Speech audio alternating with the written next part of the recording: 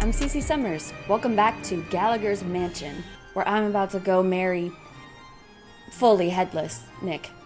Okay, we are in the process of just kind of meandering around the mansion. We've only really been given one stipulation: stick to the ground floor. Which is like, if we're about to get married, you'd think you would trust me with all of the mansion secrets. It's really weird that you don't trust your fiancé to go upstairs. It's almost as if we're total strangers. I pick one of the many doors in the foyer and swing it open, wincing a little at how badly it needs to be oiled. Elias wasn't kidding when he said that some of the rooms would be in disarray. It definitely doesn't look as nice as the study. I think this is a living room, or a lounge. There's couches, at least. The patterns have worn off them, and the material is torn open in a few places. I run my hand over the back of the love seat. Anything interesting there? Aside from the couches, there's a rocking chair, a mounted deer head, a painting of a building, a grandfather clock, and a bookshelf. Elias hasn't worked his magic here, so it's a bit decrepit. I'll investigate everything else before I take a look at the books. I wouldn't even know where to begin with that anyways. Okay, let's go look at this deer head. I walk over to the mounted deer head and peer into its soulless, long, dead eyes. Taxidermy always freaked me out as a kid, and that never changed as I got older. Hard relate. The Gallagher men liked to hunt for sport, didn't they? All of them but Elias. From my interactions with him, he probably couldn't even hurt a fly. From my interactions with him, he probably could. I just don't think he had a reason to. The flies didn't ostracize him from the family. I don't really see the point of killing animals for fun. Like, at least eat the venison, you know? I'm actually surprised I don't see any rifles mounted on the walls for decoration. How big are the antlers on that deer anyway? Minuscule. Tiny. Little bitty. Really small. Nothing to write home about. Did you know that in the winter, deer, moose, and other mammals who grow antlers will just shake them clean off? Maybe they shot that deer in the spring when it was regrowing them. Also, baby deers, when they grow their horns initially, it's covered in a velvet, and then that just sloughs off as they get older. Thanks for the fun trivia. Let's look at this clock. I peer at the face of the grandfather clock, frowning when I notice that the hands are missing. I know analog clocks are a thing of the past, but I really like the aesthetics of a ticking clock. There's just something about them that's so cool. You think so? I feel like they're too inaccurate. If a gear stops turning or the battery dies out, then you have to manually set it again. Digital clocks hook up to the internet so they don't have that problem. Well, I wasn't talking about functionality. I was talking about aesthetics. Taylor, you're missing the point. It's about the aesthetics. Duh. Taylor lets out a loud grumble instead of bothering to argue with me. All right. Another impressionist painting, this time of a building's facade. It doesn't seem to be the manor, though, so I wonder if this painting has any significance. Do you know if there are any secret passages in the mansion? Probably. I wouldn't doubt it since the Gallaghers had this place built just for them, but I wouldn't know where they are. They're secret for a reason. Gee, thanks. I try to lift up the painting just enough to see if there's anything behind it. There isn't. Hey, Taylor, I've looked at everything else aside from the shelf, so I'm gonna check out the books. Any idea on where to start? Tell me what you're looking at. I scan the spines for titles. There's an encyclopedia series, a dictionary, a thesaurus, a Bible, Bible hymns, an assortment of Shakespearean plays. I'll pull out the old tome of Romeo and Juliet and flip through the yellowed pages. Or at least try to. The corners of the pages disintegrate in my fingers. Ha ha! Bingo! I finally got a match on that painting from earlier. Wax? Oh yeah? Who is it? I slide the book in my hand back onto the shelf before hazarding a seat on one of the couches. Moments later, Taylor texts me an old black and white photo. Check it out. That's Mama Gallagher herself. Mildred loved to host tea parties and dances at the manor. Always made a grand show of the family bling while she was at it. She'd pull her family jewels out? I don't blame her. She's very beautiful. She was the envy of the land until that Gallagher curse killed her. Anyways, that's one mystery solved. Think there's anything else in here? I stand up and check the shelf again. Oh, there's a children's picture book here about clowns? Don't open that! Okay, nerd. Well, nothing else really calls out to me, so I'm going to the next room over. I pause momentarily. Over? Roger that.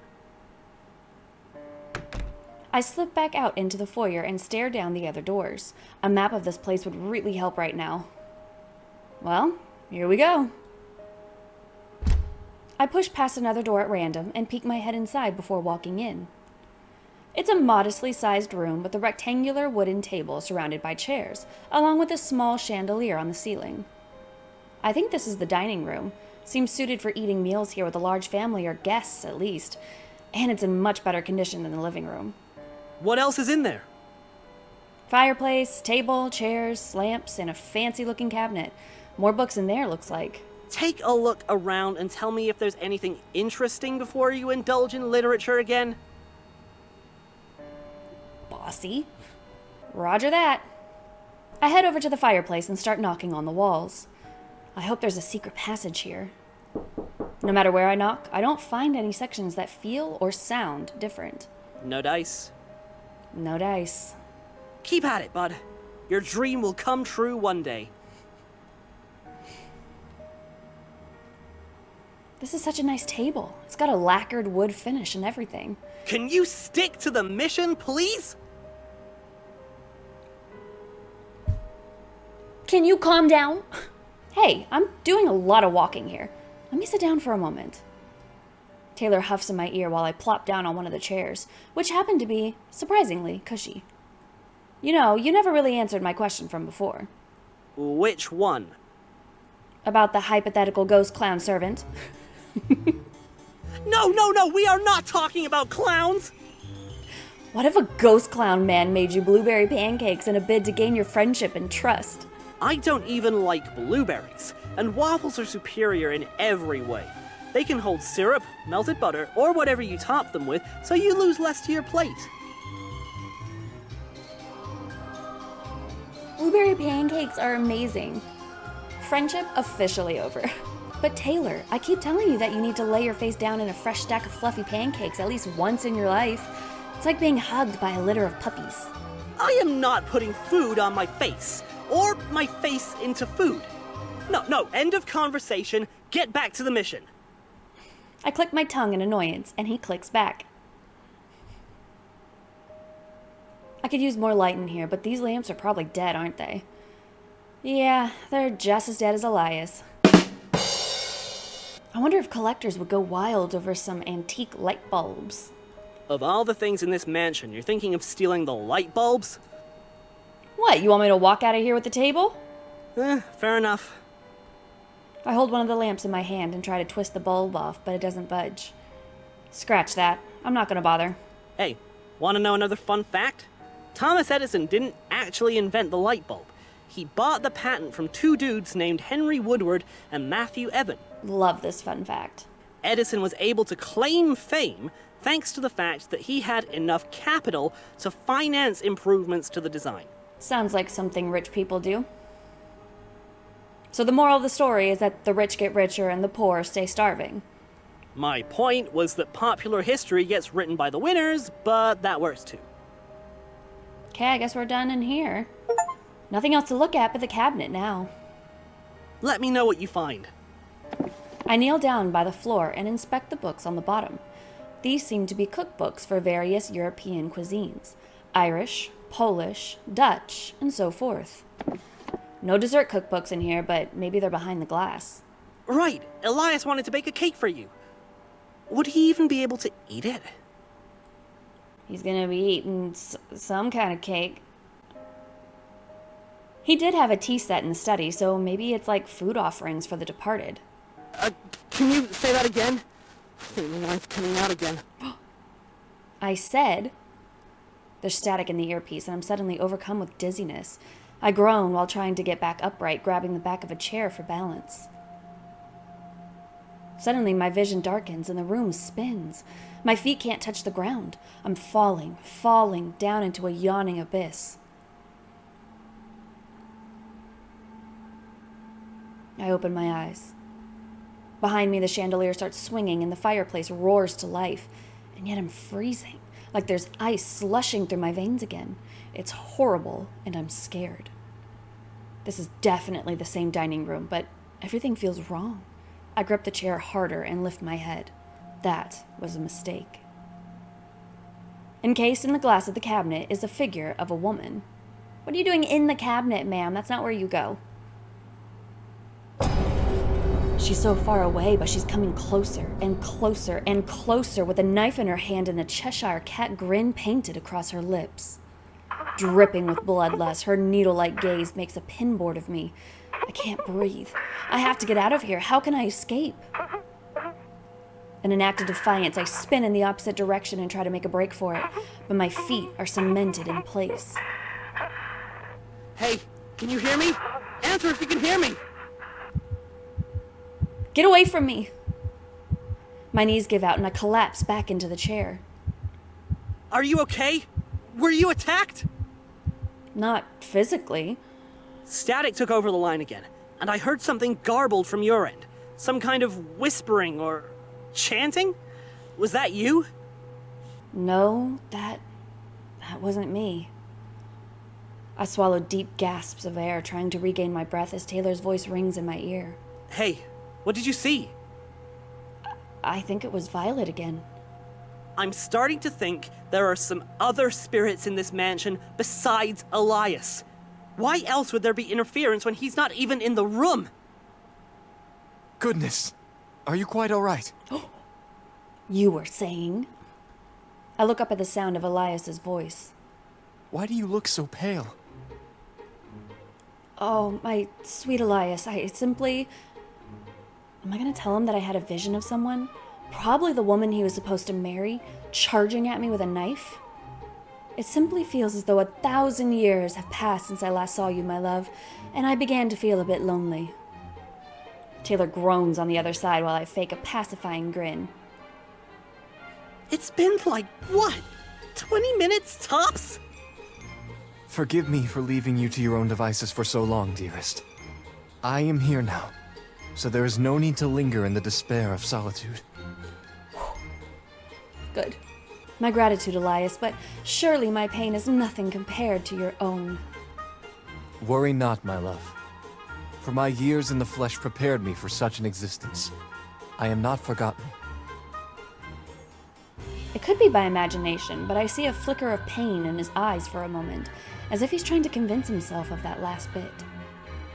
Why, even before you came to me, there would be the occasional visitor to my manor.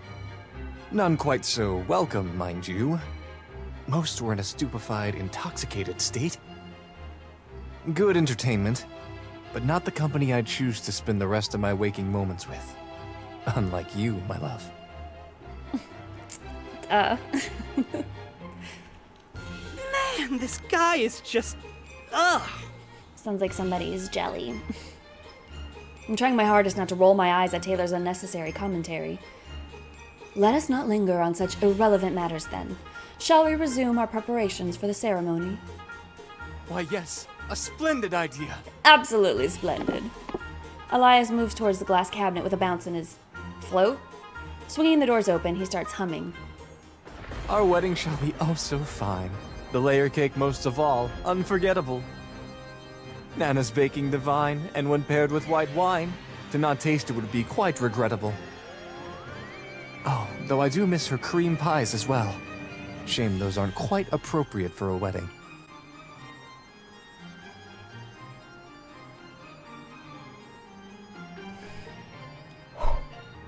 Oh my god! Did he just say cream pie? He's trying to hold it together. Get your head out of the gutter or I'll make you cry. She wrote the recipe in a manner such that you could make it in any sort of flavor, so long as you had the proper ingredients. Say, what flavor shall our cake be, my dear? Oh, there's so many options to choose from, aren't there? I simply can't decide. What do you suggest, dearest? Elias thumbs the spines of the cookbooks with a little more focus. I was quite partial to Earl Grey myself, but vanilla is always agreeable no matter the party. Though perhaps a delicate lemon with hints of lavender. Is something the matter, Elias? I must have misplaced Grandmother's dessert recipes. I can't find them. Well, goddamn. Elias lowers his hands from the cabinet and sighs, crestfallen. Where did I leave them? I know I have seen it within the past decade at least. Hey, here's our chance to look for more clues somewhere else. Taylor makes a good point. Perhaps I can assist in your search. With 2 sets of eyes, I'm sure we'll find your grandmother's recipes in no time. I am loath to ask my betrothed to make up for my mistakes, but yes, I would appreciate your help. Do you have any inkling of an idea of where you may have left them? Unfortunately not. I do know that it must be in the manor, however. None of my possessions have left the grounds. I will investigate the common room. Take care where you may search, and be cautious of the second floor. I have done my best to stabilize the structure, but it does take quite some energy. Sure. That's just where you're hiding all the bodies. Understood, my love. May we find your grandmother's recipes soon. Elias bows before he takes his leave through the door, and I release a breath I didn't realize I was holding. Is he finally gone? Looks like I can try looking around on the second floor now, but where should we start? Well, you never got to hunt around the study since Elias was hanging out in there. But I wonder if you can find his bedroom. That's improper. We're not married. Taylor pauses, and when he speaks again, I can hear his voice waver.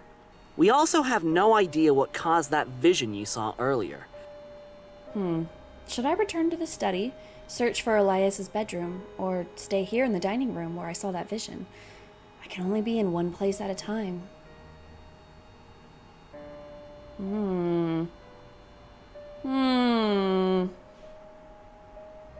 It's a good question. I feel like if we go to find his bedroom, he's going to be mad, because he's going to be like, this is improper, we're not married. But we could find some cool shit in there. Let's go see if we can find some cool shit. I exit the dining room and head towards some stairs to the side of the foyer. If I remember right, Elias Gallagher lived a solitary and mostly sedentary life inside this manor. If he was put on bed rest for the majority of his time here, chances are he'd stash personal valuables in his bedroom for easy access. I don't know where his room would be, but I get the feeling it's upstairs. Either way, we're about to find out. And what are you planning to do? Reenact the BJ scene from Ghostbusters? Relax. I laugh, shaking my head. You're the one who wrote those types of scenes in that notebook I found in the club room. Taylor starts to stutter as he tries to come up with an excuse. That? I never. How did you even? I try not to break out in laughter for fear that Elias might hear me. That notebook contains highly classified information, I'll have you know, and I do not appreciate the invasion of my privacy. It's not porn. You're the one who left it open. Still, Never mind. Forget it. Oh, this door is slightly ajar. Guess I'll go in. I swing the door completely open, wincing as the hinges creak. It's another bedroom? What's wrong? The layout is the same, but it almost looks sad. I take this moment to look at what's in front of me. In the center is a bed that's perfectly made. Fluffy pillows donned and silk covers sit upon a thick comforter. My hand runs over the plush fabric as I walk up to the bedside table. There's a few books here, but overall this room is almost barren compared to the one I woke up in. I'm actually not too surprised. There were 7 kids, and the heads of the household after all, so it wouldn't be unusual for the bedrooms to look the same. I guess that's fair. I catch a glimpse of something on the vanity and head over to it. Hey, there's an ornate box on the vanity. Surely something like this has to contain something important in it, right? Be careful! We don't know if that's spring-loaded with some kind of trap. I don't think it will be, but I hold my breath and take off the lid slowly. Glass shards? That's it? Seriously? Why waste such a neat box like that on trash? Maybe it's something important. Kinda doubt it. I slide the lid back onto the box and look around the rest of the room. There's a bookshelf in the corner I hadn't noticed when I walked in.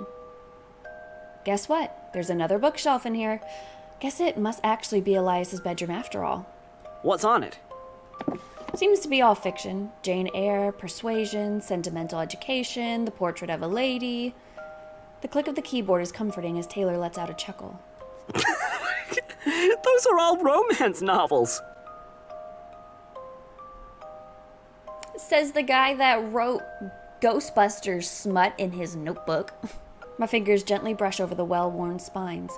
It looks like they've been read countless times.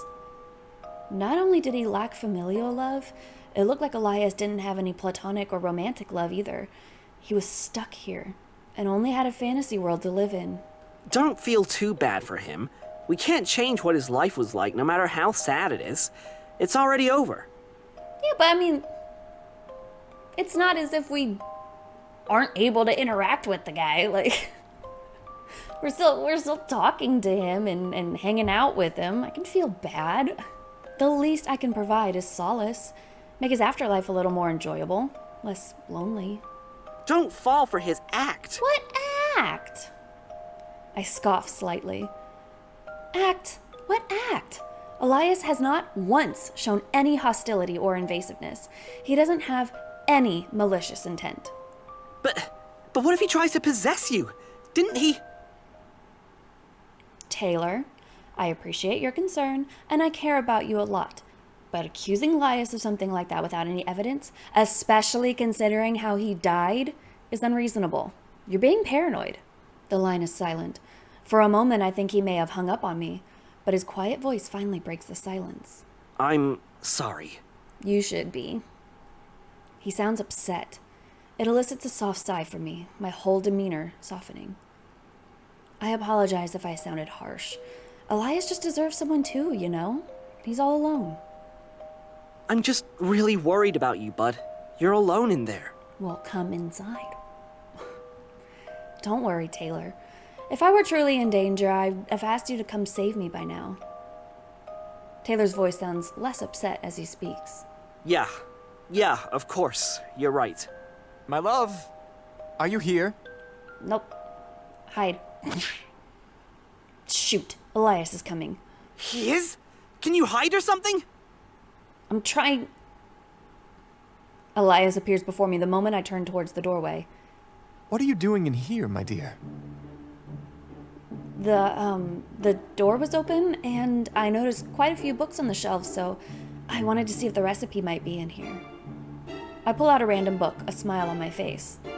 You have quite the taste after all, Mr. Elias Gallagher. My grin widens as Elias blushes. What? Is he getting embarrassed over there?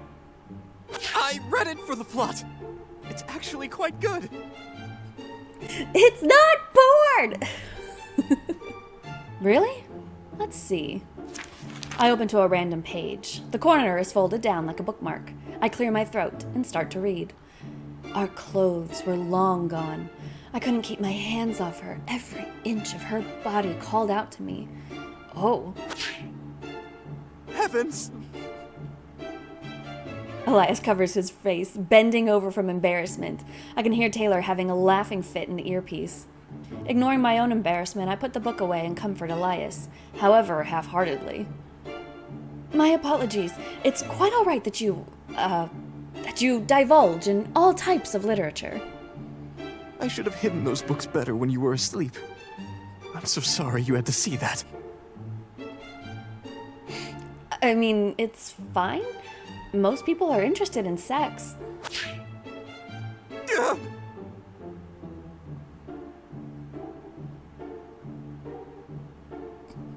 He's just fading.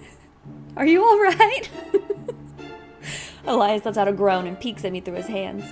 He then slowly straightens, finding it hard to look me in the eye. Yes. I just find the subject of physical intimacy to be rather difficult to talk about. Oh, don't tell me the guy's a prude. He's freaking obsessed with marriage. What does he expect married allosexual people to do? But we're not married. So it's improper. Duh. Everyone in the Victorian era was a prude, Taylor. Did you say something? I clear my throat loudly while Taylor sighs on the other line. What I said was, were you never close to anyone before you met me? Elias plays nervously with his fingers, fascinated with the decor of his room instead of me. Have you ever kissed anyone? No! I was never really thought of as attractive to anyone. Oh. Hold on. You? Not attractive? You're kidding, right? Elias shrinks further into himself. Don't disappear, it's okay. Elias, you're one of the most handsome men I've ever met. I'm serious, the things I'd love to do to you. The what you do to who?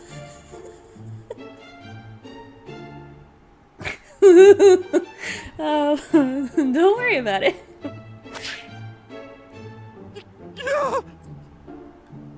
Ah, shit. Maybe I was too forward with that. Darling, I'm quite flattered by your compliments, but I have my reasons for being inexperienced. It's very curious how completely unfazed we are by the whole head not attached to the net thing. Well, beyond simply never having been properly wed before, of course.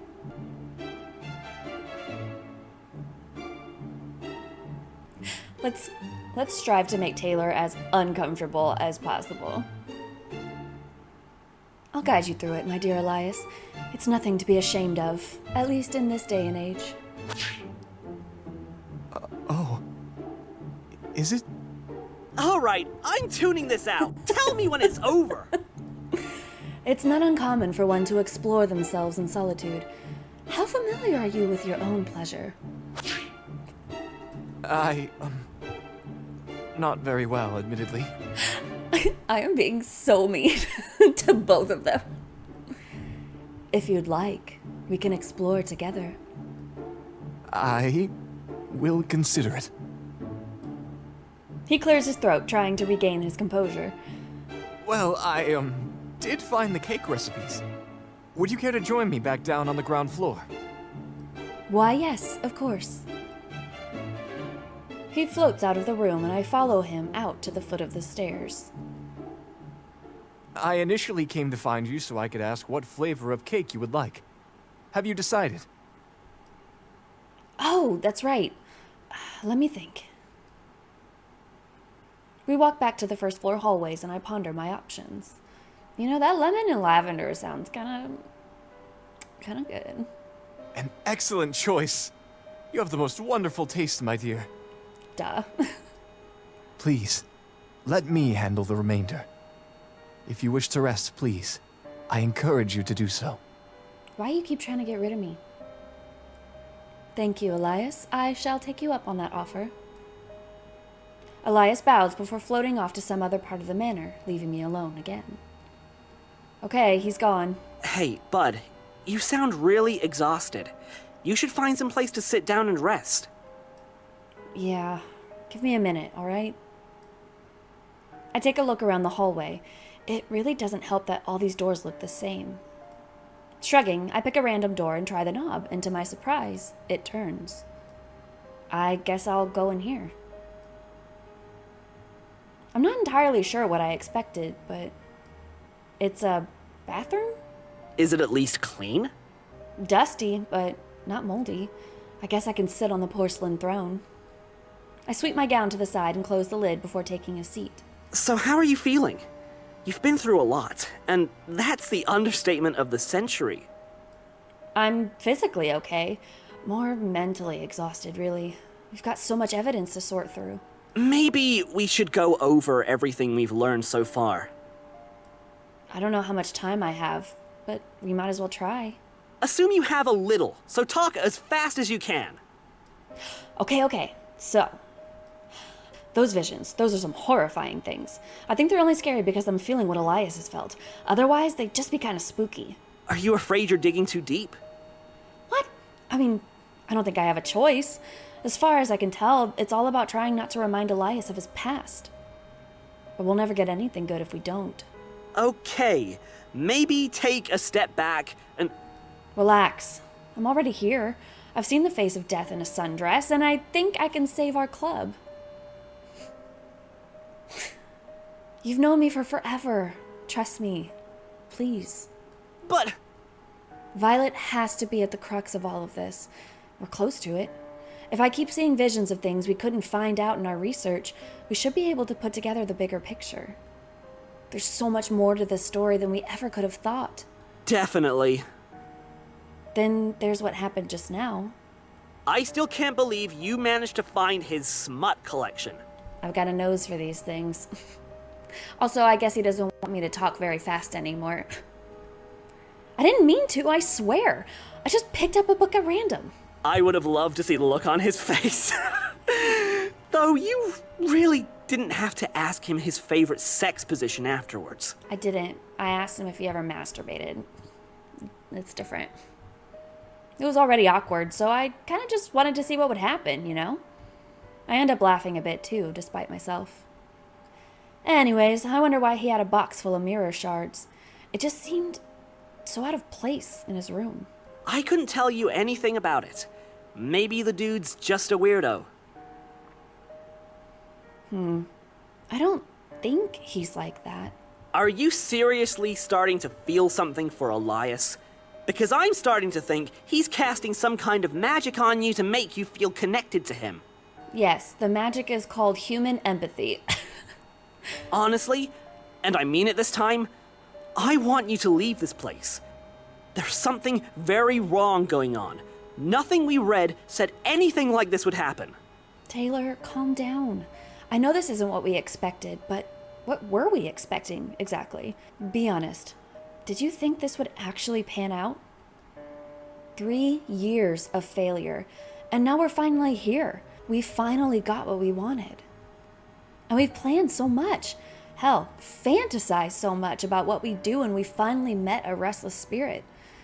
We try our best to soothe them, to help them move on, to bring them the happiness they've lost, to finish their unfinished business. Now that we have the opportunity, shouldn't we do what we said we'd do all along? Maybe we can help them move on. Please, we don't know what kind of tricks he has up his sleeve. I don't want you to fall for anything he might be up to. I won't. I promise. Am I even sure Elias is up to anything beyond trying to wed me? And will breaking Elias's heart any further really be better than going through with all of this? The next thing to do is to pick out some jewelry, and then we're ready to go. The wedding will probably be at dawn, maybe just before. I don't know for sure. Do you want me to A little beep echoes in my ear. I was wondering, my battery must be like fucking dead. Bud? I check my phone, and that beep means exactly what I think it means. My phone battery is almost dead. Crap, my phone's dying. What? Out of juice. You didn't bring a portable charger? Why would I? Honestly, I didn't think I'd be here that long. And I didn't have much time to plan. I'm coming in. What? Wait, you... I'm not leaving you alone in there with no contact. I'm responsible for that much. Stall for time. I'll see you soon. Over and out. Okay. The line goes dead. The pounding on my heart intensifies like a symphony reaching a crescendo. And like an area bursting from the melody, a voice triumphantly calls out to me. My dear, can you come to the living room? I have no choice but to oblige.